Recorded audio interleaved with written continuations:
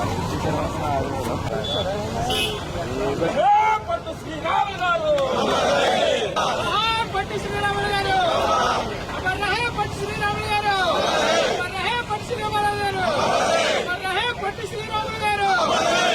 అమర్ రహే పట్టు శ్రీరాములు గారు. పొట్టి శ్రీరాములు గారి జయంతిని పురస్కరించుకుని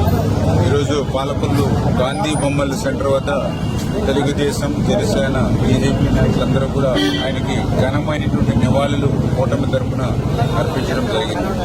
ఎందుకంటే పొట్టి శ్రీరాములు గారు ఇవాళ యువతకి ఒక స్ఫూర్తి, ఒక ఆదర్శనీయుడు. ఆయన ఏదైతే చిన్నతనం నుంచి కూడా ఈ సమాజంలో ఉన్నటువంటి రుగ్మతలు ఏవైతే ఉన్నాయో వాటికి వ్యతిరేకంగా ప్రత్యేకించి ఆ రోజు దేవాలయాల్లో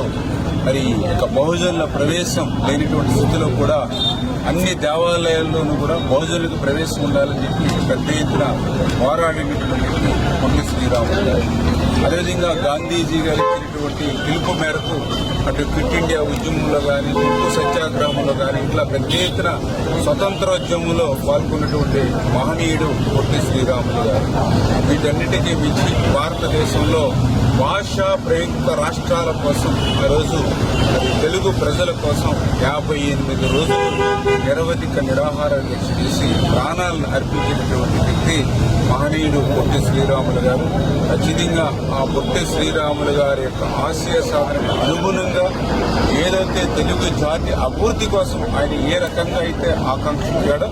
ఆయన ఆకాంక్షలకు అనుగుణంగా ఈరోజు చంద్రబాబు నాయుడు గారు, పవన్ కళ్యాణ్ గారు, నరేంద్ర మోడీ గారి యొక్క సహకారంతో మళ్ళీ ఆ తెలుగు జాతిని, ఆంధ్రప్రదేశ్ రాష్ట్రాన్ని ప్రపంచంలోనే మళ్ళీ నెంబర్ 1 రాష్ట్రంగా తెలుగు జాతిని, ఈ రాష్ట్రాన్ని తీర్చిదిద్దేటువంటి బాధ్యత తీసుకుంటామని చెప్పి ఇదే పొట్టి శ్రీరాములు గారికి మేము అర్పించేటువంటి ఘనమైన నివాళులని చెప్పి తెలియజేసుకుంటూ, అదేవిధంగా ఏదైతే మన అమరావతి రాజధాని, ప్రజా రాజధాని ఏదైతే ఉందో ఆ ప్రజా రాజధానిలో కూడా మన పొట్టి శ్రీరాములు గారి యొక్క విగ్రహంతో పాటుగా పొట్టి శ్రీరాములు గారికి సంబంధించిన ఒక స్మృతి వనాన్ని కూడా నిర్మాణం చేయాలని చెప్పేసి కూడా మరి ఈరోజు చంద్రబాబు నాయుడు గారు, పవన్ కళ్యాణ్ గారు మరి నిర్ణయం తీసుకోవడం చాలా అభినందనీయం. ఖచ్చితంగా ఆయన యొక్క స్ఫూర్తి, ఆయన యొక్క ఆదర్శనీయమైన జీవితం భావితరాలు, భవిష్యత్ తరాల వారికి కూడా స్ఫూర్తి అని చెప్పి మరొకసారి మీ ద్వారా కూడా